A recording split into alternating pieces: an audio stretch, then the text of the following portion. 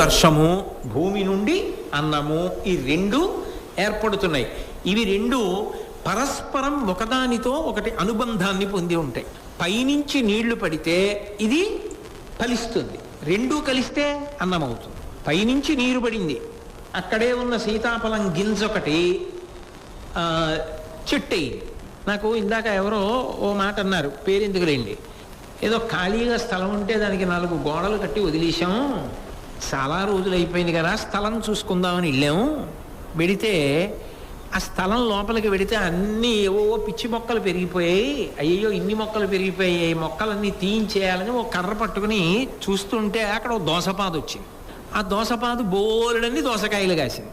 ఆయన సంతోషించి, అయ్యో నేను విత్తు పెట్టలేదు, నేను పెంచలేదు, నీళ్లు పొయ్యలేదు, ఇంత పాదు పెరిగి ఇన్ని దోసకాయలు కాసిందే అని ఆనందపడిపోయి నాకు చూపించి నాకు ఓ దోసకాయ ఇచ్చాడు అనుకోండి. ఇప్పుడు ఆ దోసకాయ ఎలా వచ్చింది? అది అన్నం కదా దోసకాయ, రేపు పచ్చడి చేయొచ్చు, పప్పు చేయొచ్చు, కూర చేయొచ్చు, లేదు పండేకు తినేయచ్చు. ఎక్కడి నుంచి వచ్చింది? ఆకాశము నుండి వర్షము పడింది, భూమి నుంచి గింజ సారము చేత పాదు అయింది, అన్నము దోసకాయ వచ్చింది. అంటే అన్నమునకు కారణము ఈ రెండు, భూమి ఆకాశముల వలన అన్నము సంభవిస్తోంది. ఆకాశము నుండి నీరు, భూమి నుండి సారము రెండు కలిస్తే అన్నముగా పరిణమిస్తున్నాయి, అందువల్ల అన్నము లభిస్తోంది. ఎంత గొప్ప విశేషం అది. అందుకే పెళ్లి మంత్రంలో కూడా పురుషుణ్ణి ఆకాశంతో పోలుస్తారు, స్త్రీని వధువుని భూమితో పోలుస్తారు. ఎక్కడవి రెండు? ఆయన ఎక్కడ పుట్టాడు, ఆ పిల్ల ఎక్కడ పుట్టిందో, రెండూ కలిసి ఆకాశములోని వర్షము క్షేత్రమైన భూమి యందు చేరి ఉత్తమ ఫలములు సంభవిస్తున్నాయి, సంతానము కలుగుతోంది. అలా భూమ్యాకాశములు అన్నమునకు కారణము. అలాగే విషమనగా ఏమి అంటే ఏదో పాములో దొరుకుతుంది, అందులో తేళ్ళలో దొరుకుతుంది అనలేదు ఆయన. విప్రధనము, పితృతర్పణం చేయడానికి అనుకూలమైన కాలం ఏది అంటే, అసలు అలా పితృతర్పణం చేయాలి అంటే ఆ తర్పణం చేయడానికి అనుకూలమైన కాలము, దానికి సంబంధించిన విశేషములు చెప్పగలిగిన బ్రాహ్మణులు సంభవించినప్పుడు. ఆ శాస్త్రమును తెలుసున్నవారు మనకి దొరకడం. ఇందాక చెప్పాడు కదా, అహంకారం వదిలిపెట్టిన మనిషి కేవలముగా తాను సంతోషపడ్డమే కాదు, అందరి సంతోషానికి కూడా కారణమవుతాడు. అదో విచిత్రం.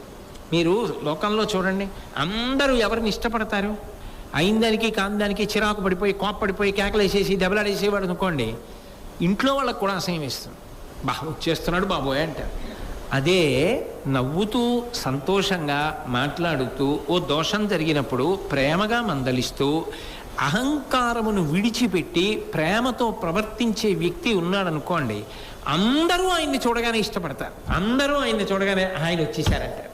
ఆయన వచ్చేసారని ఎందుకంటారు అంటే, ఆయనకి అహంకారం లేదు, అందరితో కలిసిపోతాడు, ప్రేమ భావనతో ఉంటాడు. అది అందరి సంతోషమునకు కారణమవుతుంది. అందుకే అహంకారము తన సంతోషమునకే కాదు, ఇతరుల సంతోషమునకు కూడా అదే కారణం. అలాగే అసలు శోకము లేకుండా ఉండాలంటే, ఇందాక నేను చెప్పాను కదా, దీనికి చెల్లెలు లేనివాడే, కోపము లేనివాడెవరో వాడు శోకము లేనివాడు.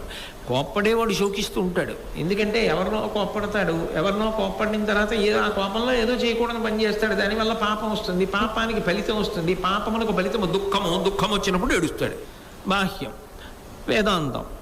ఇక అది కాకుండా ఫలితం పిల్లలను, చిట్ట చివరికి కట్టుకున్న భార్యను, తల్లినో తండ్రినో క్రుద్ధ పాపం న కుర్యాత్కః క్రుద్ధో హన్యాద్గురూనపి క్రుద్ధ పరుషయా వాచా నరం సాధు నధిక్షిపేత్ యస్యముత్పదితం క్రోధం క్షమయైవ నిరస్యతి యథోరగస్తచం జీర్ణాంస వై పురుషముచ్యతే అంటారు సుందరకాండలో. ఆ కోపం వచ్చినవాడు ఎవరినైనా సరే, ఎంత మాట అయినా సరే అనేస్తాడు. వాళ్ళు ఎంత మాట అనేశారు చిన్నదానికి అని గుడ్ల నీరు కుక్కుని బాధపడుతున్నారనుకోండి, అప్పుడు చూస్తాడు, ఎంత మాట అనేశానురా, ఈ కోపం ఉందే, దిక్కుమాలిన కోపం, నాకు ఎంత మాట అయినా అనేస్తాను గబుక్కుని, ఎంత తొందరగానైనా చికాకు పడిపోతాను అనుకుని బాధపడతాడు. బాధపడడం వచ్చిందనుకోండి, కోపాన్ని గెలవడంలో మెట్టెక్కుతున్నాడని గుర్తు. తన కోపమును తాను గుర్తించాడు. కోపాన్ని గెలవడానికి సాధనం కోపం తనని పాడు చేస్తుందని తెలుసుకోవడమే. కోపం ఇంకోళ్ళని పాడు చేయదు, మన్నే పాడు చేస్తుంది. తన కోపమే తన శత్రువు, తన శాంతమే తనకు రక్షదయ చుట్టంబవు. కాబట్టి ఎవరు శోకము లేకుండా ఉంటాడు అంటే, కోపము లేనివాడెవరో వాడు శోకము లేకుండా ఉంటాడు. ఇక అసలు నిజానికి బాగా డబ్బున్నవాడు సంపన్నుడు ఎవరు అంటే, కూడబెట్టుకున్నవాడు కాడు. కూడబెట్టుకున్నవాడు ఎంత కూడబెడితే సంపన్నుడు. అసలు విచిత్రం ఏంటంటే కూడబెట్టిన కొద్దీ ఇంకా ఏదో కూడబెట్టలేదన్న భావన మనసులో ఉండిపోతూనే ఉంటుంది. ఇంకా అదేదో కూడా కూడబెట్టాలి, అది కూడబెట్టాలి, ఇంకా అదేదో సంపాదించాలి, ఇదేదో సంపాదించాలి. ఈలోగా జీవితం అయ్యేపోతుంది. ఏవిడు బట్టి కడతావు ఇవన్నీ? ఏ ఉండదు. నిజానికి సంపన్నుడు ఎవరు అంటే లోభము లేనివాడు. అందుకే అంటే అది పాటించడం ఎంతవరకు అన్నది వదిలిపెట్టండి. సాధన చేసిన మహాత్ములు ఉంటారు, దాన్ని ఎంతవరకు అంటే అంతవరకే సాధన చేయొచ్చు. ఐశ్వర్యము కాలి చెప్పులా ఉంటే చాలు అంటారు. బాగా డబ్బులున్నాయని కాలికి పెద్ద చెప్పు కొనుక్కుంటావా? డబ్బులు లేవని చిన్న చెప్పు కొనుక్కుంటావా? కాలికి సరిపడనంత చెప్పు కొనుక్కుంటావు. ఏముండాలి డబ్బు అంటే? నీకు ఏ అవసరములు ఉన్నాయో అవి తీర్చగలిగిన ఇల్లు ఉండాలి. ఏ వయస్సులో నీకు ఏ అవసరములు ఉంటాయో ఆ అవసరములను తీర్చగలిగిన ఇల్లు నీకు ఉండాలి. ఒకరి దగ్గర చీచాపకుండా అన్నం తినాలి, ఒంటి నిండా చక్కటి బట్ట కట్టుకోవాలి. అంతకన్నా ఏమిటి? కాబట్టి ఇంకా ఇంతకన్నా ఏమిటి పొందాలి? ఎంతమంది ఎంత బాధపడుతున్నారు, నాకేం తక్కువ ఇచ్చాడు ఈశ్వరుడు, ఎందుకు ఈ వెంపర్లాట, ఎందుకు ఈ పరుగులు, ఎందుకు ఇంకా అక్కడ సంపాదించేద్దామా, ఇక్కడ తెచ్చేద్దామా, ఏం చేస్తాం ఇవన్నీ? ఏమిటి చేస్తావు తీసుకొచ్చేసి అవన్నీ? అంటే లోభబుద్ధిని పరిశీలించుకొని వదిలిపెట్టిన వాడెవరో వాడికన్నా సంపన్నుడు లేడు. దీనికి కూడా ఒకటే అన్వయం. నాకేముంది అన్నవాడు పరిగెడుతూనే ఉండాలి, నాకేం లేదు అన్నవాడు హాయిగా కూర్చుంటాడు. నాకేముంది అన్నాడు అనుకోండి, అంతే పరుగు మొదలు ఏలేసినట్టే. నాకేం లేదు అన్నాడు అనుకోండి, హాయిగా మడత మంచం వేసుకుని పడుకున్నట్టే. ఎందుకనంటే నాకు ఏం లేదు, ఈశ్వరుడు నాకేమి ఇవ్వలేదు. ఏమి ఇవ్వాలి? ఉద్యోగం ఇచ్చాడా, ఇల్లు ఇచ్చాడా, కొడుకునిచ్చాడా, కూతురునిచ్చాడా, చదువుకుంటే అర్థం అవుతోందా, తింటే జీర్ణం అవుతోందా, ఓ చిన్న నిప్పో ఏదో ఉందనుకో, అది కూడా లేకుండా ఎవడుంటాడు? ఓ చిన్న నిప్పి కూడా ఉండకూడదా? మరి అప్పుడు మర్చిలోకానికి ఎందుకు వచ్చావు? ఏదో పాపం పోతుందో నిప్పు ఉంటే, దానికి అంత ఊరికే బాధపడిపోతుంది. పైగా నీకు నిప్పు ఉంటే చూడ్డానికి ఓ వైద్యుడు ఉన్నాడు. కుక్కో నక్కో అయితేనే దానికి ఎవరికో చూపించుకోవడం తెలియదు, ఏమీ తెలియదు. నీకు చూపించుకోవడం వచ్చు, వైద్యుడున్నాడు, చూపించుకోవడానికి డబ్బు ఉంది, ఇంక దేనికి అసలు బెంగ నీకు? అంటే పరిశీలించి చూసుకోగలిగిన వాడికి బెంగ పెట్టుకునే కారణమే లేదు, సంతోషంగా ఉండగలడు. కాబట్టి లోభము లేనివాడెవరో వాడు లోకమునందు సంపన్నుడు, వారికన్నా ఐశ్వర్యవంతుడు లేడు. సౌఖ్యము కలిగిన వాడెవరు? సౌఖ్యము అంటే నిజానికి సుఖమును అనుభవిస్తున్న వాడెవరు అంటే తృష్ణ లేనివాడు. తృష్ణ అన్న మాటకు అర్థం ఏంటంటే లోభమును విరుచుకొనుట. తృష్ణ అంటే తీర్చుకున్న కొద్దీ పెరుగుతూ ఉంటుంది. నేను ఇత పూర్వం మీకు చెప్పా, అగ్నిలో నెయ్యి పోశారనుకోండి, నీళ్ళలా ఉంది కరిగని, అది భగ్గని మరింత మండుతుంది. ఇక అర్థం లేకుండా అవసరములు అన్నవి ఆగుతుంటాయి ఎక్కడో అక్కడ. ఓ పూట అన్నం తినేస్తే ఆ పూటకి ఆకలి ఆగిపోతుంది. నేను కడుపు నిండా తినాలి, ధార్మికంగా బతకాలి, చేయిదాపకుండా జీవించాలి, అనాయాసంగా మరణించాలి, నాకు బిడ్డలు కలగాలి, ఆ బిడ్డలు ప్రయోజకులు కావాలి, ఇవన్నీ ఎవరొద్దంటారు? అవన్నీ అవసరాలు, అవన్నీ ఉండవలసిన కోరికలు. అవి కోరికలని కూడా అందరూ అవసరములు అంటారు. నేను అమెరికా అధ్యక్షుడిని అవ్వాలి, ఎందుకు అది నీకు? నాకు 12 ఎకరాలు ఉంటే బాగుండు. ఏం చేస్తావు?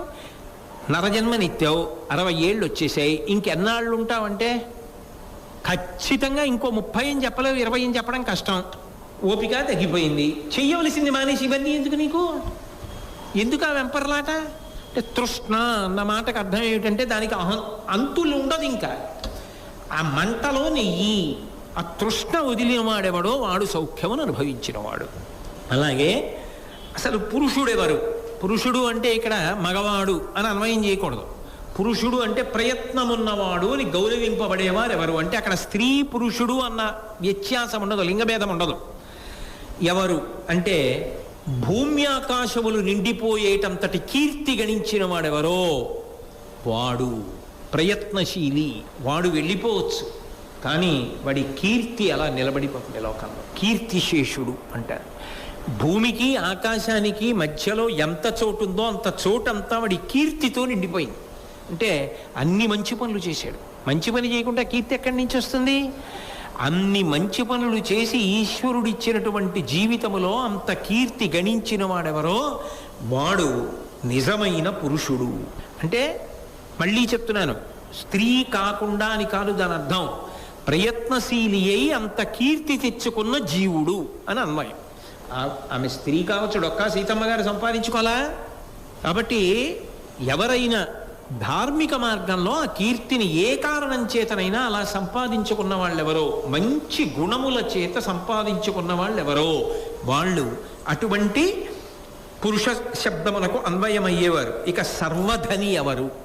సర్వధని అంటే ఆయన దగ్గర ఇది లేదు అని చెప్పడం కష్టం. ఆయన దగ్గర అన్నీ ఉన్నాయి. చూడండి, కొన్ని చోట్ల గుండు సూది నుండి గొన్నయ్యన వరకు ఇక్కడ లభించరు అని రాస్తారు. అంటే అన్నీ ఉంటాయి అక్కడ. అలా సర్వధని, ఆయన దగ్గర లేనివేం లేవు. అటువంటి వాడు ఎవరు అంటే కష్టము సుఖము, ప్రియము అప్రియము, జరిగినవి జరగబోవునవి అన్నీ సమానముగా చూడగలిగినవాడు. ఇంకా ఆయనకన్నా ధనవంతుడు ఎవరు? ఆయనకి ప్రియము ఒకటే, అప్రియం ఒకటే. ఆయనకి నాకు ఇష్టమైందని లేదు, నాకు ఇష్టం లేదని లేదు, నాకు సుఖమని లేదు, నాకు దుఃఖం లేదు, గతంలో జరిగిపోయిన వాటికి బాధ లేదు, రాబోయే వాటి గురించి చింత లేదు. ఇంకా ఆయనకన్నా ధనవంతుడు ఎవరు? సర్వధని, అన్ని ధనములు ఆయన వద్దే ఉన్నాయి. సాధారణంగా సర్వధని అంటే ఎన్నున్నాయని చెప్పాలి. ఎవరున్నారు ప్రపంచంలో అలా ఆలోచన చేసే అవకాశం ఉంటుంది. ఎంత గొప్ప అన్వయం చేశాడో చూడండి ధర్మరాజు గారు. ప్రియము అప్రియము, సుఖము దుఃఖము, భూతకాలము భవిష్యత్కాలము అన్నీ సమానమైపోయిన వాడెవరున్నాడో వాడు సర్వధని అని చెప్పాడు. చాలా చాలా గొప్పగా చెప్పావోయి ధర్మరాజా. ఒకటా రెండా? ఎన్ని ప్రశ్నలు అడిగాను ఇప్పటికీ? ఇన్ని ప్రశ్నలకి తడువుకోకుండా ప్రతి ప్రశ్నకి కూడా రాబోయేటటువంటి తరాల వాళ్ళందరూ కూడా చదువుకుని జీవిత పథాన్ని భద్రం చేసుకోవడానికి వీలైన రీతిలో ఋషులు చెప్పిన విషయాన్ని గుర్తు పెట్టుకుని అన్వయం చేస్తూ జవాబు చెప్పావు. కాబట్టి నీ యందు ఉత్తమ శిష్యుడు కనపడుతున్నాడు, నాకు ఉత్తమ ధార్మికుడు కనపడుతున్నాడు. సారవంతమైన విషయమును మనసు యందు పెట్టుకున్నావు కాబట్టి నీలాంటి ఉత్తమ శ్రోత లేడు. ఇది జీర్ణమైంది కాబట్టి ఈ గాడి తప్పవు, తెలుస్తోంది. కాబట్టి నీవు బుద్ధిమంతుడవు, చాలా సంతోషించాను. ఇప్పుడు చమత్కారమైనటువంటి ప్రశ్న వెయ్యకుండా వేశాడు అని ఎవరో ఒక్కరిని బ్రతికిస్తాను అడుగు అన్నాడు. నలుగురిని బ్రతికిస్తాననలేదు.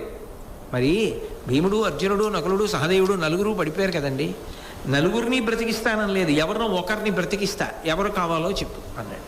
అంటే వెంటనే ధర్మరాజు గారు అన్నాడు, శ్యామాంగు ఆరక్త జలరుహనేత్రు సాలప్రాంశు ఉన్నత లలిత బాహు నకులుని బ్రతికింపు నవుడు యక్షుండు భీమ పల్గుడు లతి భీమ బలులు ప్రియులు నీకెంతయు పృథివీశ వీరిలో ఒకని కోరక ఇట్లు నకులు కోరితనుడు ధర్మాత్మజుండనియను మా తండ్రియగు పాండు విభునకు మగువలిరువురు అందు గొంతి కొడుకులైన మువ్వురిలోన నేను బ్రతికినాడ ఇంకా మాద్రి తనయులు ఇరువురందు తగ ఒక్కరుండిప్పుడు బ్రతుకవలదే చెప్పుమా పాడితెరగు. నేను నకులుణ్ణి బ్రతికించమని అడిగాను. అంటే ధర్మరాజు గారు నలుగురిలో ఎవరినో ఒకరిని బ్రతికించమని యక్షుడు అడిగినప్పుడు ఎవరినో ఒకరి పేరు చెప్పాలి కదా. ధర్మరాజు గారు నలుగురిలో ఎవరిని బ్రతికించమంటావు అంటే నకులుణ్ణి బ్రతికించు అన్నాడు. యక్షుడు ఆశ్చర్యపోయాడు. ఆశ్చర్యపోయినట్లు నటించి అదేమిటయా, భీమార్జునుడు నీ తమ్ముళ్ళు, కుంతీదేవి కొడుకులు వాళ్ళు, పైగా అపారమైన బలవంతులు. రేపు రాజ్యం రావాలంటే వాళ్ళు ఉండవలసిన వాళ్ళు, వాళ్ళల్లో ఒకడిని కోరుకోవడం మానేసి నకుల సహదేవుల్లో ఒకడు నకులుణ్ణి అడిగేవేమిటి, ఏమిటి నీకు ప్రయోజనం అని అడిగాడు. పైగా ఏదో నకులుణ్ణి ఇచ్చేయండి అనలేదు, నకులుడి గొప్పతనాన్ని చెప్పి అడిగాడు. శ్యామాంగు నల్లని శరీరం ఉన్నవాడు, ఆరక్త జలరుహనేత్రు ఎర్ర కలువలు ఎలా ఉంటాయో అటువంటి కన్నులున్నవాడు, సాలప్రాంశు మద్ది చెట్టు లాంటి ఎత్తైనవాడు, ఉన్నత లలితబాహు చాలా ఎత్తైనటువంటి భుజములు కలిగినటువంటి వాడు, ఆ నకులుండి బ్రతికించమన్నాడు. మరి భీమార్జునుల్ని కదా అడగాలి, అందులో ఒకళ్ళని అడగడం మానేసి నకులుండి అడిగేమిటి అన్నాడు. అంటే ధర్మరాజు గారు అన్నాడు, మా నాన్నగారు పాండురాజు గారు, మా నాన్నగారికి 2 భార్యలు. ఆ 2 భార్యల్లో కుంతీదేవికి 3 కొడుకుల్లో నేను బ్రతికున్నాను. మాద్రి కొడుకులు 2 నకుల సహదేవులు, వాళ్ళిద్దరూ పడిపోయారు. ఇప్పుడు నేను భీముణ్ణో అర్జునుణ్ణో కోరుకుంటే మాద్రి సంతానం ఎవ్వరూ బతికుండరు, మా నాన్నగారు బాధపడరు. అయ్యో 2వ దాని కుమారులు ఒక్కళ్ళు బ్రతకలేదే అనుకోరు. అందుకే ధర్మం అన్న మాటకు అర్థం ఏమిటి, ఒక భార్య కొడుకులు 3లో నేను బ్రతికి ఉన్నప్పుడు ఇంకొక భార్య కొడుకులు 2లో ఒకడు బతికి ఉండాలి. ఇందులో పెద్దవాడిని నేనున్నాను, అందులో పెద్దవాడు వాడు ఉండాలి. అందుకే నకులుణ్ణి బ్రతికించమని అడిగాను. ధర్మం అంటే నోటితో చెప్పడం కాదయా, ధర్మం అంటే అనుష్ఠానం చేయడం కదా. ధర్మనందనుండు ధర్మాత్ముడని ఎప్పుడు తగిలి జగము నన్ను పొగుడుచుండు, అట్టి ఏను ధర్మహానికి నోర్వజు ఎమ్మెంత వచ్చనేని. ఇంత నిజము మహానుభావ యక్షుడా. ధర్మనందనుడు ధర్మరాజు అని లోకం చెప్పుకుంటుంది. ఆయన ధర్మాన్ని అనుష్ఠానం చేస్తాడు, ధర్మాన్ని ఎప్పుడూ పాటిస్తాడు, ఎప్పుడూ ధర్మం తప్పడు అని లోకంలో చెప్పుకుంటూ ఉంటారు. అట్టి ఏను ధర్మహానికి నోర్వజు ఎమ్మెంత వచ్చనేని. అటువంటి నేను ధర్మము పాడవడానికి ఏ కారణము చేత ఒప్పుకోను, దానివల్ల ఏ కష్టం రాని. భీమార్జనులు లేకపోతే నాకు రాజ్యం పోతే పోని, నాకేం బాధలేదు, కానీ ధర్మం పోకూడదు. అందుకే నకులుడే కావాలని అడిగారు.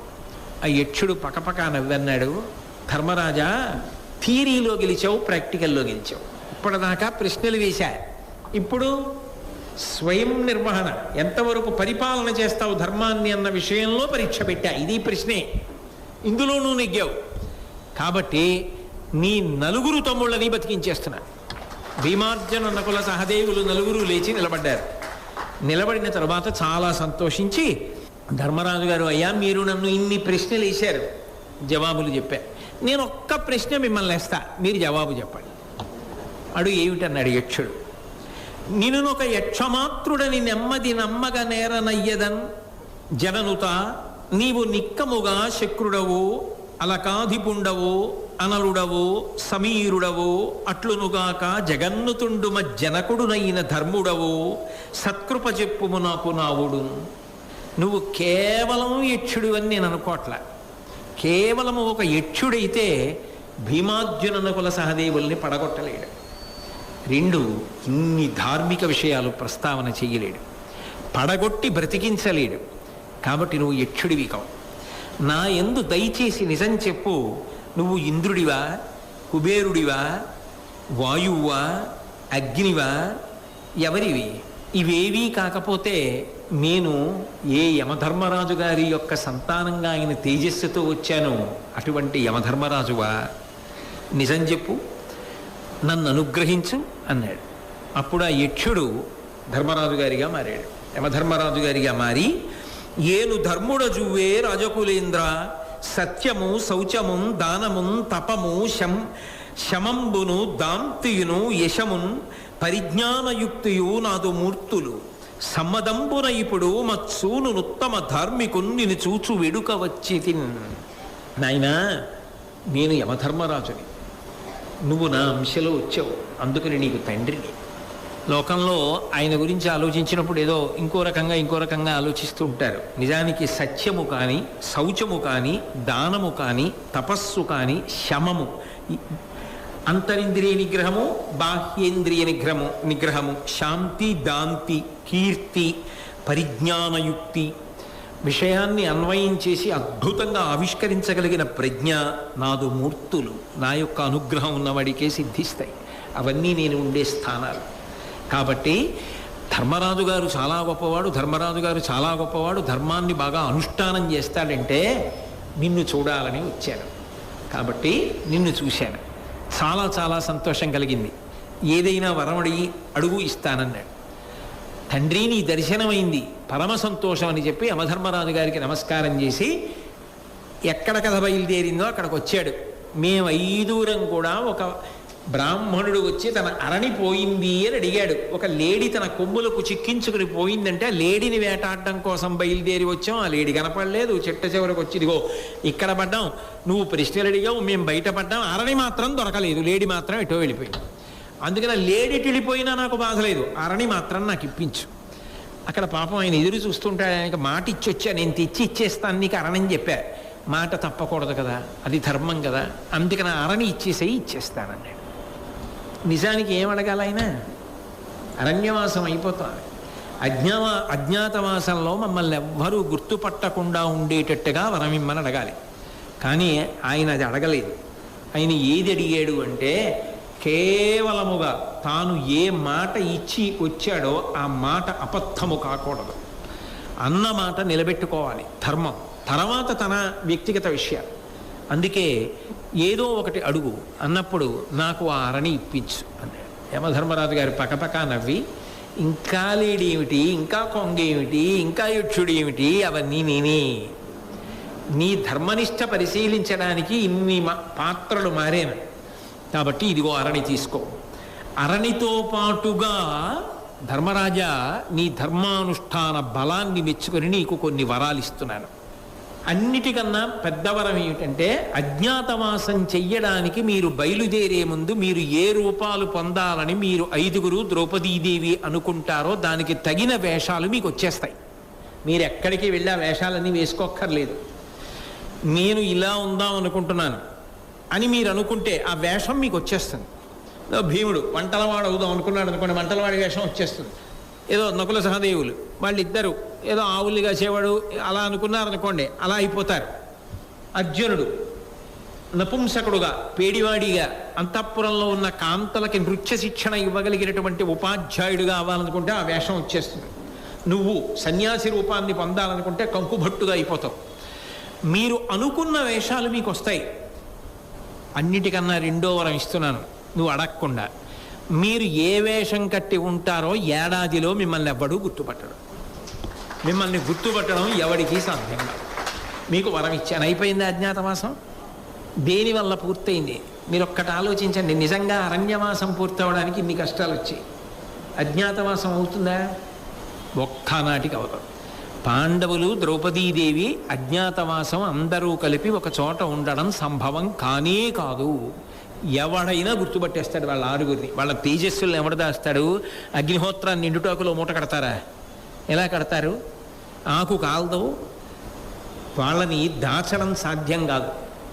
కానీ వాళ్ళని గుర్తుపట్టగలిగిన ప్రజ్ఞ లోకానికి లేకుండా చేశాడు యమధర్మరాజు గారు. దేనివల్ల? కేవలము ధర్మరాజు గారి యొక్క ధర్మానుష్ఠాన బలము. ఆ ధర్మరాజు గారు గీసిన గీత తమ్ముళ్ళు దాటరు. అందుకే ఆయన యొక్క ధర్మానుష్ఠాన బలమే అంత గొప్ప స్థాయికి వాళ్ళని తీసుకెళ్ళింది. అజ్ఞాతవాసానికి కావలసినటువంటి గొప్ప వరం లభించేసింది. ఇప్పుడు యమధర్మరాజు గారు ధర్మరాజుతో అన్నాడు, నాయనా, ఇప్పటి వరకు నేను ఇవ్వడమే. నువ్వు నోరు తెరిచి ఇది కావాలి అని అడిగింది నకులుడిని ఒకడిని అడిగావు. నోరారా నీకు కావలసింది ఏమన్నా అడుగు, ఇస్తాను అన్నాడు. అంటే ధర్మరాజు గారు అన్నారు, ఆదిదేవుడవైన నీవు దయామతిన్ పొడసూపి నన్నాదరించుట చేసి ధన్యుడనైతి. ఇంతకు ఎక్కుడుండేది కల్గునే అయినా నా మది ఎల్లనాడును క్రోధమోహాదులం బెడబాసి ధర్మమునందు నెక్కొన చెయ్యవి. ఓ ధర్మదేవత, నువ్వే వచ్చి నన్ను అనుగ్రహించి దర్శనమిచ్చావే. నీ దర్శనం కన్నా ఇంక వరాలు గొప్పవా? అయినా వరమడుగు అని నువ్వు 10 మాటలు అన్నప్పుడు నేను అడగకుండా ఉండకూడదు. నేను అడిగే వరం ఒక్కటే. నిజానికి అందరు ఏమనుకుంటారు? కౌరవులు భ్రష్టుడై రాజ్యము రావాలని కోరుకుంటారనుకుంటారు. ధర్మాన్ని పట్టుకున్న వాడికి రావలసినవి అవే వస్తాయి. దానికోసం వెంపర్లాట ఎందుకు? ఆయన అడిగింది ఏమిటంటే, ఏ కారణము చేత కూడా క్రోధమునకు, అంటే విశేషమైన కోపానికి కానీ, మోహానికి కానీ, అజ్ఞానానికి కానీ నా మనసు వశపడిపోయి ధర్మాన్ని విడిచిపెట్టేటటువంటి పరిస్థితి రాకుండుగాక. నా మనసు ఎప్పుడూ ధర్మాన్నే పట్టుకోవాలి. ఆ వరాన్ని నాకు ఈ చాలు. నాకు అందుకు ధర్మరాజు అయ్యాడు మహానుభావుడు. లోకంలో ఇటువంటి వరాన్ని ఎవడు కోరుతాడు? అటువంటి కష్టంలో ఉన్నప్పుడు లోకంలో ఎవరైనా ఏ కష్టము చేత ఎక్కువ తప్తమవుతూ ఉంటారో ఆ కష్టము తీరడానికి కావలసినటువంటి ఉపాయమును వరంగా అడుగుతారు దేవతల్ని. కానీ ఆయన ఏమడిగాడు? ధర్మాన్ని అడిగాడు తప్ప ఇంకొకటి అడగలేదు. ఎందుకంటే ఆ ధర్మం అనేటటువంటి దాన్ని పట్టుకుంటే మిగిలినవన్నీ అవే వస్తాయి. మిగిలినవన్నీ వచ్చినా ధర్మమునందు మనసు నిలబడినప్పుడు అవి నిలబడేవి కావు. అవి నీటి మీద వ్రాతలుగా చెదిరిపోతాయి. కాబట్టి నాకు ధర్మమునందు నిష్టని ప్రసాదించు. ఏ కారణము చేత నీది ధర్మము తప్పరాదు. చాలా సంతోషం, నీకు అలాగే వరం ఇచ్చానన్నాడు. ఆయన అంతర్ధానం అయిపోయాడు. పాండవులు 5 ద్రౌపదీదేవి ఉన్నటువంటి ప్రదేశానికి తిరిగి వచ్చేశారు. ఆరణిని తీసుకొచ్చి బ్రాహ్మణుడికి ఇచ్చేశారు. ఆయన చాలా సంతోషించాడు, ఆశీర్వచనం చేశాడు, వెళ్ళిపోయాడు. ఈలోగా అరణ్యవాసం చెయ్యవలసినటువంటి 12 నెలలు పూర్తయిపోయి అజ్ఞాతవాసం చెయ్యవలసినటువంటి రోజులకి దగ్గరికి వచ్చేసాయి. కాబట్టి మనందరం కూడా అరణ్యవాసం చెయ్యాలి. కాబట్టి ఇక ఈ అరణ్యంలో మనం ఎక్కడికి వెడుతున్నామన్న విషయం ఎవ్వరికీ తెలియడానికి వీల్లేదు. కాబట్టి ఆయన దగ్గరున్న ప్రధాన భృత్యుల్ని పిలిచి, మేము ఇక్కడ ద్వైతవనంలో విడిచిపెట్టి వెళ్ళిపోతున్నాం, మీ అందరూ కూడా ద్వారకా నగరానికి వెళ్ళిపోండి, కృష్ణ పరమాత్మ దగ్గరికి.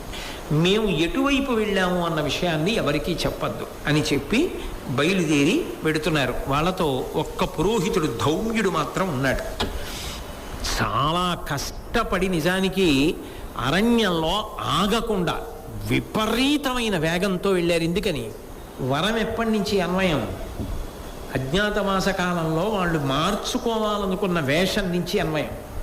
కానీ అప్పటి వరకు అసలు వాళ్ళు ఎటు ఎడుతున్నారన్న విషయం తెలియకూడదు, ఎక్కడ ఆగకూడదు. అందుకే ఆగకుండా పరుగులాంటి నడకతో వెళ్ళారు. ఆ నడకకి బడలిపోయిన వాళ్ళు ఎవరో తెలుసా? ధర్మరాజు, నకులుడు, సహదేవుడు, నిజానికి అర్జునుడు కూడా. ఎంత బడలిపోయారు అంటే దానికి అనుకోకుండా ధర్మరాజు గారు పెట్టిన పరీక్షే సాక్ష్యం. ద్రౌపదీదేవి యొక్క అరికాళ్ళలోంచి నెత్తురు చిమ్మి గోళ్ళు గూడు కట్టేసి వాచిపోయి బొబ్బలెక్కి, నేను ఇక అడుగు వెయ్యలేను అంటే సహదేవుణ్ణి ఎత్తుకోమన్నాడు. ఆయన నేను ఎత్తుకోలేను, అడుగు వేయలేనన్నాడు. నకులుణ్ణి అన్నాడు, ఆయన ఎత్తుకోలేనన్నాడు. అర్జునుడు ఎత్తుకుని తీసుకొచ్చాడు. ఆవిడ్ని తీసుకొచ్చి కూర్చోబెట్టిన తరువాత అర్జునుడు ఒక మాట అన్నాడు. ఇప్పుడు మనం దుర్యోధనుడు ఉన్నటువంటి ప్రాంతానికి కొంత దూరంగా వచ్చాం. మనం ఏదో ఒక రాజ్యంలోకి వెళ్ళిపోవాలి, ఇతర రాజ్యంలోకి ప్రవేశించి అక్కడ అజ్ఞాతవాసం చెయ్యాలి. మన చుట్టూ పాంచాల దేశం ఉంది, చేరి దేశం ఉంది, మత్స్య దేశం ఉంది, సాల్వ దేశం ఉంది, విదేహ, బాహ్లిక, దశార్ణ, సూరసేన, కళింగ, మగధ, ఈ దేశాలన్నీ ఉన్నాయి. అయితే మనం ఏదో జీవనం చెయ్యడానికి వెడుతున్న వాళ్ళం కాదు, అజ్ఞాతవాసం గడుపుకోవడానికి వెడుతున్నాం. అజ్ఞాతవాసం నడవాలి అంటే ఆ రాజ్యము కొన్ని లక్షణములు కలిగినదైతే తప్ప మనకు యోగ్యము కాదు. మొట్టమొదటిది జనసంకీర్ణమై ఉండాలి, బాగా జనంతో నిండినదయ్యి ఉండాలి.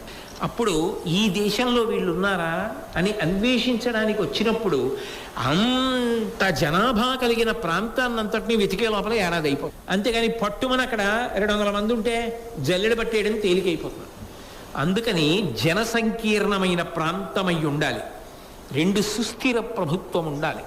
ప్రభుత్వము సుస్థిరమైనది కాకపోతే అలజడులు, ఆందోళనలు, ఆక్రమణలు, యుద్ధములు ఇటువంటివి జరిగితే ఎప్పుడైనా ధర్మము కోసం మనం బయటికి వెళ్ళవలసి ఉంటుంది, ధర్మరక్షణ కొరకు. గోగ్రహణ సమయంలో వెళ్ళారా లేదా? అందుకే మనం సుస్థిరమైన ప్రభుత్వం ఉన్న చోట ఉండాలి. 2, అది మనకి నివాసయోగ్యము కావాలి. అది మనం ఉండడానికి క్షేమకరమైన ప్రదేశమై మనం ఎంచుకున్నటువంటి పనులు 6 దొరకాలి అక్కడ. అటువంటి ప్రదేశమై ఉండాలి. సుభిక్షమైన రాజ్యమై ఉండాలి. అక్కడ ఏమీ లేకపోతే ఓ ప్రమాదం ఉంటుంది. అక్కడ తినడానికి ఒక పూట కూడా అన్నం లేని రాజ్యం అనుకోండి, అక్కడికి ధర్మరాజు గారు ఇల్లు ఉన్నాడు అనుకోండి, 3 పూట్ల అన్నం దొరకడం మొదలవుతుంది. ఎందుకంటే ధర్మరాజు గారు ఎక్కడ ఉంటే అక్కడ వర్షాలు పడతాయి. వర్షాలు పడితే పాడి పంటలు సమృద్ధి అయినప్పుడు మరి ధర్మరాజు గారు ఉన్నాడని తెలిసిపోతుంది. ఇది విరాట పర్వంలో భీష్ముడే చెప్పాడు, ఆయన ఎక్కడున్నాడో అక్కడ అన్న సమృద్ధి ఉంటుంది అన్నాడు, తెలిసిపోతుంది. అందుకని సమృద్ధి కలిగిన రాజ్యం అవ్వాలి. మనం వెళ్ళాక పెరుగుతుంది కానీ తెలియదు లోకానికి. కాబట్టి సమృద్ధి కలిగినటువంటి ప్రదేశంలో ఉండాలి. ఏ ప్రదేశానికి వెడితే బాగుంటుంది అన్నప్పుడు ధర్మరాజు గారు జవాబు చెప్తూ, నాకు చూడ మత్స్యనరపతి సద్ధర్మవర్తి సుజనహితుడు అవార్య బాహుబలుడు కాన అతని పాలన అందరూ తగవైన పనులు నిలుచుట అభిమతంబు. మొట్టమొదట ధర్మరాజు గారు మనందరం ఎక్కడుండాలి అన్నప్పుడు ఎక్కడుండాలి అన్నది నిర్ణయం చేస్తూ దానికి యోగ్యత చెప్పింది ఏమిటి అంటే, ఆ రాజ్యమును పరిపాలిస్తున్న రాజు ధర్మమును పాటించేవాడేనా, అది మొదట చెప్పాడు. నాకు చూడ మత్స్యనరపతి సద్ధర్మవర్తి, మత్స్యదేశాన్ని పరిపాలన చేసేటటువంటి విరాటరాజు గారు ధర్మానుష్ఠాన తత్పరుడు, ధర్మపక్షపాతి, ధర్మమునందు అనురక్తి ఉన్నవాడు. అటువంటి వాడు ఎక్కడున్నాడో మనం అక్కడ ఉందాం. ధర్మాత్ముడైనా అధర్మాత్ముడు పరిపాలిస్తున్న చోట ఉంటే వాడికి మనశ్శాంతి ఉండే అవకాశం ఉండదు. ధర్మాత్ముడికి రక్ష, అధర్మాత్ములకు భయం ధర్మాత్ముడైన ప్రభువు వలన కలుగుతుంది. అందుకని నాకు చూడ మత్స్యనరపతి సద్ధర్మవర్తి, ఆ మత్స్యదేశముని పరిపాలన చేసేటటువంటి విరాట్ రాజు గారు ఉన్నారే, ఆయన మంచి ధర్మాన్ని పాటించేటటువంటి వాడు, సుజనహితుడు. మంచివాళ్ళంటే ఆయనకి చాలా ఇష్టం. అవార్య బాహుబలుడు, ఆయనే సామాన్యుడు కాడు, చాలా గొప్ప బాహుబలం ఉన్నవాడు. కాన అతని పాలనను అందరూ తగవైన పనుల నిలుచుట అభిమతంబు. కాబట్టి మనం ఏ లక్షణాలు ఉండాలని కోరుకుంటున్నామో ఆ లక్షణాలన్నీ ఉన్నటువంటి రాజ్యము మత్స్యదేశము, అటువంటి రాజు విరాట్ రాజు. కాబట్టి ఆయన దగ్గరకు వెళ్ళి మన ఆరుగురం కూడా మనం ఏ ఏ స్థానములలో ఏ ఏ ఉద్యోగాలలో ఏ ఏ వేషాలతో ఉందామనుకుంటున్నామో అటువంటి వేషములను పొంది అక్కడ ఉండడం ఉత్తమమని నేను అనుకుంటున్నాను అన్నాడు ధర్మరాజు గారు. అనగానే అర్జునుడు అన్నాడు, అన్నయ్య నిజమే, వెళ్ళి ఉందాం విరాట్ రాజు దగ్గర, అది అర్జునుడి ప్రేమ. కానీ ఎటువంటి గుణగణములు కలిగినటువంటి వాడివి, ఎటువంటి ధర్మమూర్తివి, ఎంత రాజ్యం పరిపాలన చేశావు, ఎంతమంది నీ దగ్గరికి వచ్చి మన దగ్గర ఉన్నటువంటి సామంతులైన రాజులు ప్రతిరోజు తలలు ఉంచి నమస్కరిస్తే వాళ్ళ కిరీటములలో ఉన్నటువంటి మణుల యొక్క కాంతుల చేత నీరాజనమివ్వబడినటువంటి పాదద్వందము కలిగినటువంటి వాడివి. ఇతరులు నిన్ను సేవించడమే కానీ ఇతరులను సేవించడం అన్నది ఇప్పటి వరకు నీకెప్పుడు తెలియదు. ఇంతమందిని పోషించిన వాడివి, పెట్టడమే కానీ ఒకరి దగ్గర చేయి చాపి ఎరగని వాడివి. మహాభారత మహనీయులు ధర్మరాజు బ్రహ్మశ్రీ చాగంటి కోటేశ్వరరావు గారి దివ్య ప్రవచనం మీ సూపర్ హిట్స్ 93.5 రెడ్ ఎఫ్ఎం ఉదయరాగంలో. పైగా విశేషమైన తేజస్సున్నవాడివి, గొప్ప అందగాడివి, గంభీరమూర్తివి. ఇటువంటి నువ్వు అసలు ఏ వేషం కడతావన్నాయా? ఇన్ని గుణములు ఉన్న నువ్వు ఎలా తలదాచుకుంటావు? మీరు ఒకటి ఆలోచించండి. మనిషి ఎప్పుడైనా సరే ఒక కష్టానికి వెళ్ళే ముందు ఆయన ఇంత కష్టంలో ఇమడవలసి వస్తోందా అన్న మాట విన్నప్పుడు కష్టం రెట్టింపు అవుతుంది. నిజం కదా? రాజసూయ మహాయాగం చేశా, అవబృధ స్నానం చేశా, ఎన్ని దానాలు చేశా, ఎన్ని ఉత్తమ కార్యాలు చేశా, ఆఖరికి అరణ్యవాసంలో కూడా ఆశ్రయించిన వాళ్ళందరికీ సూర్యుణ్ణి ఆరాధన చేసి ఆ అక్షయ పాత్ర సంపాదించి అన్నం పెట్టా. అటువంటి నేను చిట్ట చివరికి ఒకరి దగ్గర కొలువు చేసుకోవడమా? అది కూడా మారువేషంలోనా? మారువేషంలో ఉండి కొలువు చేసుకుని బ్రతుకు ఇట్సనా? ఇది సాధ్యమా అని మానసికంగా దిగులు పొంది నేలపడిపోయాడు అనుకోండి. ఉత్తర క్షణంలో ఏమవుతుందంటే దానికి తోడు అర్జునుడన్న మాటలు మనసు మీద ప్రభావం చూపించాయి అనుకోండి, బరువు అవుతుంది అజ్ఞాతవాసం. బా నిజమే, ఎలా చేయగలను, ఎలా సాధ్యమవుతుంది అన్న భావన ఏర్పడింది అనుకోండి, ఎక్కడో అక్కడ బద్దలైపోతాడు. అది ఇమడలేడు. ఇమడలేకపోతే ఏమవుతుందంటే అది పగులుతుంది. గాలి బుడగలో గాలి ఊదవలసిందే అందంగా ఉండడానికి, కానీ దానికి ఒక పరిమితి ఉంటుంది. అంతకన్నా ఎక్కువ గాలి ఊదారనుకోండి బుడగ పగిలిపోతుంది. తాడు ఎక్కువ లాగారనుకోండి తెగిపోతుంది. అలా తన గురించే తాను ఆలోచించుకుంటూ వెళ్ళి అక్కడ ఇమిడే ప్రయత్నం చేశాడనుకోండి, ఇమడలేడు. అందుకే ఇప్పుడు తాను ఎంత గొప్పవాడన్నది కాదు, తానిప్పుడు ఎంత బాగా ఇమిడిపోవాలి వంగిపోయి. నేను అలా ఇమడడం నాకు రావాలి ఏడాదన్నది తనకి గుర్తుండాలి. అంతేకాని తానెంత గొప్పవాడన్నది తనకి జ్ఞాపకం రావడానికి వీల్లేదు. ఇంతకన్నా అసలు అద్భుతమైన పర్సనాలిటీ డెవలప్మెంట్ లోకంలో ఉంటుందండి. డిప్రెషన్లోకి వెళ్లకుండా, ఒక మనిషి నైరాస్యములోకి వెళ్ళిపోకుండా ఉండడానికి ఎటువంటి మార్గమును పట్టుకోవాలి అన్నదానికి ఎంత గొప్పగా చెప్తున్నాడు. ఇలా ఉండగలిగిన వాడు ఎటువంటి సమస్యనైనా పరిష్కరించుకుంటాడు. కాకుండా ఏవేవో జ్ఞాపకం తెచ్చుకున్నవాడు ఇమడదామన్నా ఇమడలేడు. ఎక్కడ ఇమడలేడో అక్కడ విరిగిపోతుంది, తెగిపోతుంది, పగిలిపోతుంది. ఇమడగలిగిన వాడు ఎంత కష్టాన్నైనా ఇమడ్చుకుని రాణిస్తాడు కదా.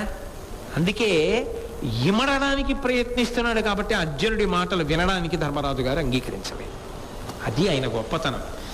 ఏవి తీసుకోవాలో అవి తీసుకుంటాడు, ఏవి తీసుకోకూడదో అవి తీసుకోడు కూడా ధర్మరాజు. మహర్షులు చెప్పిన విషయాలు అరణ్యవాసంలో అంత గుర్తెట్టుకున్నాడు. అర్జునుడు చెప్పిన మాటలు పెట్టుకోడు. అందుకే ఇప్పటికీ సుచీంద్రన్ క్షేత్రంలో ధర్మరాజు గారి విగ్రహం ఉంటుంది. అక్కడికి వెళితే ఆ ధర్మరాజు గారి చెవిలో పుల్లట్టండి అంటారు. ఇదో మహాపాపం, నాకు ధర్మరాజు గారి చెవిలో పుల్లట్టడం ఎందుకండి, ఇది ఎక్కడ పాపం అండి అంటే పర్వాలేదు పుల్లట్టండి అంటారు. అంటే ఇటు నుంచి పుల్ల పెట్టామనుకోండి ఇటు నుంచి బయటకు వచ్చేస్తుంది. అదేమిటండి మధ్యలో గుజ్జు లేదా, అంత ధర్మరాజు గారు కదా అంటే, కాదు కాదు, ఏది విని లోపలికి వెళ్ళాలో పైకి వెళ్ళాలో వాటినే పంపుతాడు, అక్కర్లేని వాటిని ఇట్నుంచి విటి ఇట్నుంచి వదులుతాడు తప్ప లోపలికి వెళ్ళనివ్వడం. అది ధర్మరాజ ప్రజ్ఞ, అలా బ్రతుకంటారు. సుశీంద్రుడి క్షేత్రంలో ఇప్పటికీ ఉంది ధర్మరాజమూర్తి. ధర్మరాజు గారి గొప్పతనం అక్కడ ఉంది. అది నాయకత్వ లక్షణం. అది ఒక మనిషి వృద్ధిలోకి రావడానికి ఉండవలసిన లక్షణం. అన్నీ వంట పట్టించేసుకున్నారనుకోండి, నా అంత గొప్పవాళ్ళు లేడు, నా అంత గొప్పవాళ్ళు లేడు, నేను ఇంద్రుణ్ణి, నేను చంద్రుణ్ణి, నేను ఉపేంద్రుణ్ణి, నేను మహాత్ముణ్ణి అని అలవాటు అయిపోతే వాడు ఎక్కడా ఇమడలేడు. ఆ ఇమడలేనితనం ఇతరులకు బరువు అయిపోతాడు. ఆ బరువు అయిపోవడం బయటపడిపోవడం సర్వనాశనానికి కారణమైపోతుంది. కాబట్టి ఆ ఇమడడం నేర్చుకున్నాడు మహానుభావుడు. అందుకని అనినం తమ్ముని నెమ్మనమున బుట్టిన వగపు భావమున ఎరిగియు గీటున బుచ్చుచు ప్రస్తుత కార్య నిరూపణ దశయ మెరయ అతడిట్లనియన్. అర్జునుడు, అన్నయ్య నువ్వు ఇంత గొప్పవాడివి కదా, నువ్వు ఎలా ఇముడుతావన్నయ్యా, ఇదంతా చాలా కష్టం కదా అన్నయ్య అని ఇవన్నీ చెప్తుంటే ఆయన దాని మీద దృష్టి పెట్టలేదు. అసలు అర్జునుడు చెప్పినటువంటి తన గుణము కీర్తనమునందు నిర్లక్ష్య భావన వహించాడు. ఇవన్నీ వదిలేరా, అవి మళ్ళీ రావడానికి ఏడాది ఒదగాలంతే అనుకున్నాడంతే. అందుని పక్కన పెట్టి కార్యమును సాధించడం ఎలా, ప్రస్తుత కార్య సాధనకు ఏ మార్గమును అనుసరించాలి దాని మీద పెట్టు దృష్టి. అంతేగాని ఎప్పుడో ఏమిటో ఏదో అది కష్టం కావచ్చు, అది సుఖం కావచ్చు, దాని మీద దృష్టి పెడితే నువ్వు వర్తమానంలో సాధించవలసిన దాని యందు నిలబడలేదు. భూతకాలాన్ని వదిలిపెట్టేయి. గతంలో కష్టపడ్డావా వదిలేయి, సుఖపడ్డావా వదిలేయి. భవిష్యత్తు ఏం కావాలనుకుంటున్నావు అది చెప్పు. సుఖపడదాం అనుకుంటున్నావా, ఇప్పుడు నువ్వేం చెయ్యాలో చెయ్యి.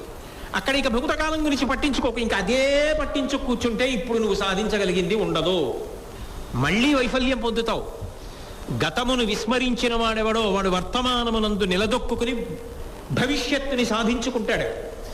కాబట్టి నాకు భూతకాలము గురించినటువంటి సమస్య లేదు. నేను ఎవరు, ఏం చేశాను, ఏమిటి వదిలిపెట్టి అవన్నీ వద్దురా. దాని గురించి ఎందుకురా ఇప్పుడు. భవిష్యత్తు ప్రధానం. ఏడాది వదగాలి నేను. ఆ వదగడానికి ఏం చెయ్యాలి ఇప్పుడు ఆలోచించాలి. అంతేగాని నేను ఏం చేశాను, ఎన్ని రాజ్యాలు లేను, ఎంతమంది వచ్చారు, ఎంత దండాలు ఇట్టారు, మైసభ ఎలా ఉండేది, ఎంత బాగుండేవాడిని, అలా ఏడుస్తూ ఇప్పుడు కూర్చుంటాను రా నా భవిష్యత్తు బంగారం అవుతుంది కాదు. భవిష్యత్తు బంగారం అవ్వడానికి ఇప్పుడు నేనేం చెయ్యాలో దాని మీద నా దృష్టి ఉండాలి. అది నేను పట్టుకోవాలి. పట్టుకుని ఇప్పుడు సాధిస్తే భవిష్యత్ బంగారం. కాబట్టి ఏడాది కష్టపడడానికి ఏం చేయాలి, ఎలా ఉంటే సాధిస్తాను కార్యం, దాని మీద దృష్టి పెట్టని వదిలే. నిర్లక్ష్యమోహించాడు. ఏమి ధర్మరాజు అండి మహానుభావుడు.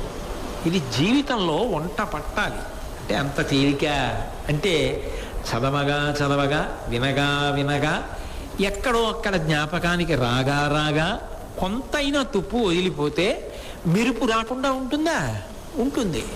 జీవితం అభ్యున్నతి పథంలోకి వెడుతుంది. కాబట్టి నేనిప్పుడు బాగా ఆలోచించాను. సన్యాసి వేషమున రాజన్యునిగని ఎప్పుడు గొలిచి సభ్యత్వమునన్ మాన్యుడనై పుణ్యకథా విన్యాసమునర్తు అతని వెడుకకుతగన్. విరాట మహారాజు గారికి ధర్మమునందు అనురక్తి అని ముందే చెప్పాడుగా. నాకు చూడ మత్స్య నరపతి సద్ధర్మవర్తి అన్నాడు కదా. అందుకని సద్ధర్మమునందు అనురక్తి కలిగినటువంటి వాడు. కాబట్టి నేను సన్యాసి వేషాన్ని ధరిస్తాను. ధరించి ఆ రాజన్యుని దగ్గరికి వెడతాను. ఇప్పుడు కొలిచి సభ్యత్వమునం సభారంజకత్వంతో అంటే సభా ప్రవేశమునందు అర్హతని నిలబెట్టుకోవాలి. ఒక సభలోకి ప్రవేశించారనుకోండి, ఆ సభలో ఏం జరుగుతోందో దానికి అనుగుణంగా ప్రవర్తించాలి. సభలోకి ఎవరు వస్తారు, సభికులు వస్తారు. సభికుల ఉద్దేశ్యం ఏమిటి, ఆ సభ వలన ప్రయోజనమును పొందడానికి వస్తారు. ఏదో ప్రవచనం జరుగుతోందనుకోండి, ఈ ఫోన్లే గంటన్నర కూర్చుంటే ఏదో ఓ మంచి మాట అయినా చెప్పపోతాడు అని జల్లెడ పట్టి వెతుక్కోవడానికి వస్తారు కొంతమంది. మనం పక్కన కూర్చుని సెల్ ఫోన్ మాట్లాడుకోండి. సభ్యత్వమును నిలబెట్టుకొనుట అంటే సభా గౌరవానికి తగినట్టు ప్రవర్తించడం. నేను పెద్ద అధికారినండి, నేను మాట్లాడకపోతే ఎలా కుదురుతుందని మాట్లాడడానికి వీలేదు. సభా గౌరవమే సభ కన్నా నువ్వు గొప్పవాడివి కాదు. అలా అనుకుంటే దూరంగా ఎక్కడ ఉండి ఏదో కార్యాన్ని చక్కబెట్టుకోవాలి. కాబట్టి నేను ఒదుగుతాను. నేను ఒకప్పుడు చక్రవర్తిని, ఇలాంటి విరాట్ రాజులు వేల మంది నా ముందు నిలబడ్డవారని అన్నం. ఇప్పుడు విరాట మహారాజు గారి కొలువులో నేను సేవ చేస్తున్నాను కాబట్టి ఆయన సంతోషించడానికి నేను సభలో ఉన్నాను. ఆ సభ విజయవంతం అవ్వడానికి ఒదిగిపోతాను రా అందులో, తప్ప నేను ఒదగడంలో ఇబ్బంది పడిపోయేవాడిని కాను. కాబట్టి రాజన్యుని గని ఎప్పుడు కొలిచి సభ్యత్వమునన్ మాన్యుడనై.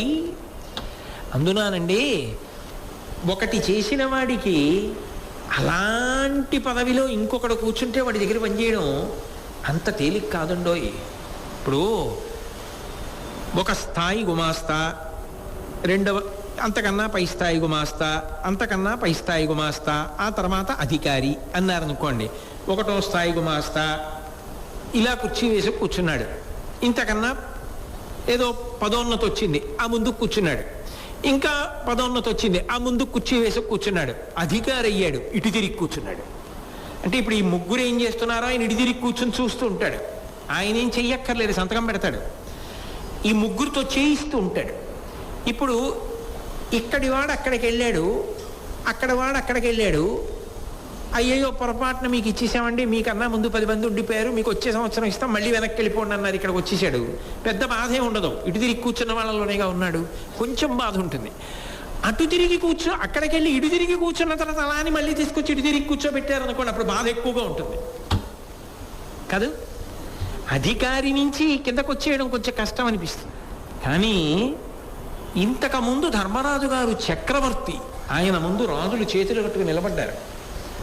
ఇప్పుడు ధర్మరాజు గారు ఒక రాజు ముందు చేతులు కట్టుకు నిలబడుతున్నాడు. ఆయన వచ్చినప్పుడు లేచి నిలబడాలి, ఆయన కూర్చోమన్నప్పుడు కూర్చోవాలి.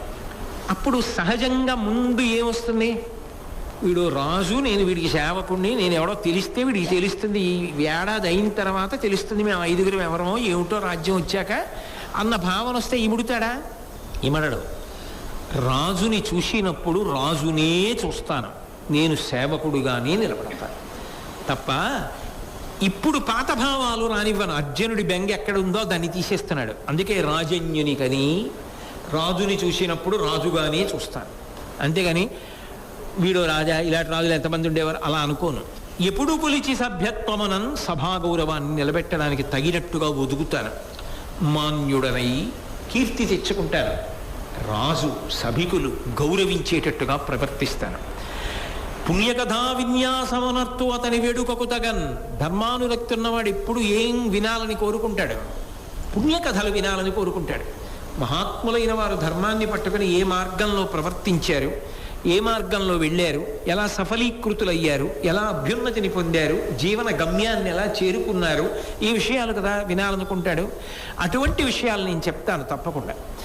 అది ఆయనకి సంతోషం కల్పిస్తుంది, ఎందుకంటే ఆయన ధర్మ మార్గానువర్తి, ఆయనవి వినాలనుకుంటాడు. ఆయనకి నేను చెప్తాను. ఎలా చెప్పగలడు? 12 ఏళ్ళు నేను విన్నాను. 12 ఏళ్ళు విన్నది ఒక ఏడాది పాఠం చెప్పడానికి సరిపోతుంది. అందుకని నేను ఇన్ని చదివాను అంటే చదివినవి ఉన్నాయి, విన్నవి ఉన్నాయి. అది పెద్ద పెద్ద విషయాలు, ఒక గ్రంథాలయ సారాంశాన్ని ఒక్కొక్క ఋషి ప్రసంగంగా వచ్చాయి. కాబట్టి ఇన్ని విన్నాను కాబట్టి ఆయనకి మంచి మాటలు చెప్తాను. ఇప్పుడు ఆయన అబ్బా ఈయన మంచి మాటలు చెప్తున్నాడని నన్ను గౌరవిస్తాడు, సంతోషిస్తాడు. అలా ఈ ఏడాది కాలం నేను చక్కగా కాలం గడపగలను అర్జున, నాకేం బెంగలేదు ఆ విషయంలో. ఇంతేననుకుంటున్నావా? ఇదే కాకుండా ఇంకా నేను అసలు విరాట మహారాజు గారి దగ్గర ఎలా ఉంటాను, ఏం చెప్తాను, ఏ విషయాలతో ఉంటాను, ఇది నేను స్పష్టంగా చెప్తే నీకు మనసు ఊరట కలుగుతుంది కదా. అది ధర్మరాజు గారి ప్రేమ. అంత వివరంగా ఎందుకు అర్జునుడికి, భీముడికి, నకుల సహదేవులకి చెప్పడం అంటే అన్నయ్య ఎలా ఉన్నాడో, అన్నయ్య ఎలా ఉన్నాడో, అన్నయ్య ఎలా ఉన్నాడో వాళ్ళ ప్రేమ. ద్రౌపదీదేవికి ప్రేమ. మిగిలిన వాళ్ళు వాళ్ళ గురించి వాళ్ళంత తాపత్రయపడరు. అంత ధర్మమూర్తి, అంత అనుష్ఠాన తత్పరుడు, అంత ధర్మం పాటించేవాడు. పాపం ఏం కష్టపడుతున్నాడో అని మీరు బెంగ పెట్టుకుంటారేమో. నేనేదో మామూలుగా ఉంటాననుకుంటున్నారేమో. నేను ఆయనకి చెప్పే విషయాలంత సారవంతములై ఆయన సంతోషించేవై ఉంటాయి. ఏం చెప్తానంటారా? ధర్మరాజు గారు మిగిలిన సోదరులతోటి, ధౌమ్యుడితోటి మాట్లాడుతూ తాను అజ్ఞాతవాస కాల సమయంలో ఏ విధంగా కాలాన్ని పూర్తి చెయ్యాలనుకుంటున్నాడు, ఏ వేషంలో ఉండాలనుకుంటున్నారు అన్న విషయం గురించి చేస్తున్నటువంటి ప్రసంగంలో ఉన్నాం. ఆయన విరాట్ రాజు గారి దగ్గర ఏ ఏ విషయములను ముచ్చటిస్తూ ఉంటారు, ఆయన దగ్గర ఏ విషయ ప్రస్తావన చేసి తద్వారా ప్రభువు యొక్క సంతోషానికి కారకుడవుతాడు అన్న విషయాన్ని చెప్తున్నారు.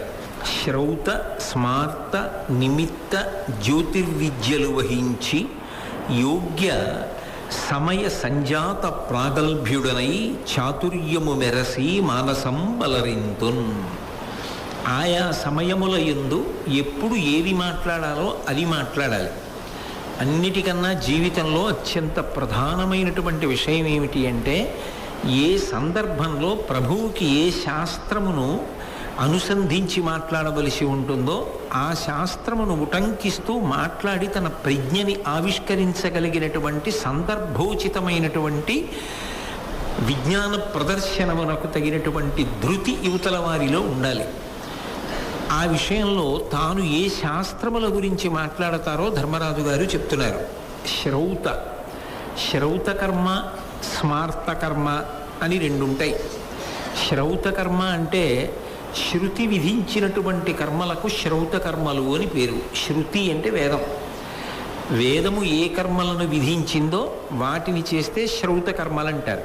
స్మార్తకర్మ అంటే స్మృతి చేత విధింపబడినటువంటి కర్మలు. అయితే శృతికి విరుద్ధంగా స్మృతి ఏం చెప్పదు.